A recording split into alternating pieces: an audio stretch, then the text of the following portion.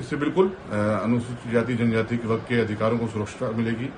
और उनके अधिकारों को और बल मिलेगा। जो लोग दोनों हाथों में लड्डू रखना चाहते हैं कि धर्म परिवर्तन भी कर लेते हैं और पुराने धर्म के हिसाब से भी लाभ लेना चाहते हैं और नए धर्म के हिसाब से लेना चाहते हैं,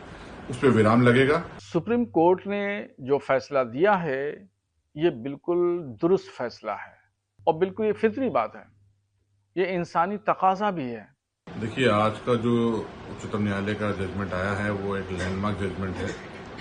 और इससे अनुसूचित जाति जनजाति वर्ग के अधिकारों को और मजबूती मिलेगी। हालांकि पूरा जजमेंट अभी तक नहीं आया, देखने के बाद में, पढ़ने के बाद में पता लगेगा उसमें और क्या क्या है। लेकिन मैंने आपके चैनल के माध्यम से ही जो इस मैटर में अपेयर हुए थे एडवोकेट सुप्रीम कोर्ट में, उनके बयान को सुना, जिससे मालूम चला कि ये मैटर एक क्रिमिनल प्रोसीडिंग का मैटर था, जिसमें किसी ने 1989 के एक्ट के तहत एफआईआर दर्ज कराई थी किसी व्यक्ति के विरुद्ध, और बाद में पता लगा कि एफआईआर दर्ज कराने वाले व्यक्ति 10 साल पहले ही कन्वर्ट हो चुके हैं क्रिश्चियन को,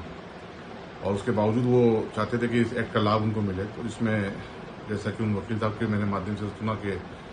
वो इस तरह का लाभ नहीं ले सकते यदि वो धर्म परिवर्तन कर चुके हैं, तो सुप्रीम कोर्ट ने यह हेल्प किया है। इससे बिल्कुल अनुसूचित जाति जनजाति के वर्ग के अधिकारों को सुरक्षा मिलेगी और उनके अधिकारों को और बल मिलेगा, और ये जजमेंट आगे की राह तय करेगा। और कानूनी तौर पे मेरा मानना ये है कि जो लोग दोनों हाथों में लड्डू रखना चाहते हैं कि धर्म परिवर्तन भी कर लेते हैं और पुराने धर्म के हिसाब से भी लाभ लेना चाहते हैं और नए धर्म के हिसाब से लेना चाहते हैं, उस पर विराम लगेगा। और बिल्कुल धर्म परिवर्तन जो कर करके पुराने एक्ट के तहत जो लाभ ले रहे थे अब तक, या लोगों को परेशान करने की कोशिश करते थे, तो ऐसे लोगों पे भी विराम लगेगा। और इसमें बिल्कुल कोई दो राय नहीं है कि जो हमारा जो कमजोर वर्ग है हमारे देश का, विशेष तौर से अनुसूचित जाति जनजाति के लोग हैं, उनके अधिकारों का,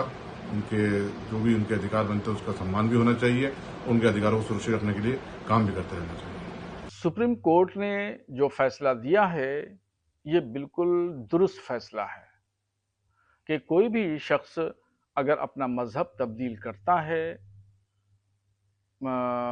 तो उसको फिर SC/ST का दर्जा उसका समाप्त कर दिया जाएगा, और बिल्कुल ये फितरी बात है,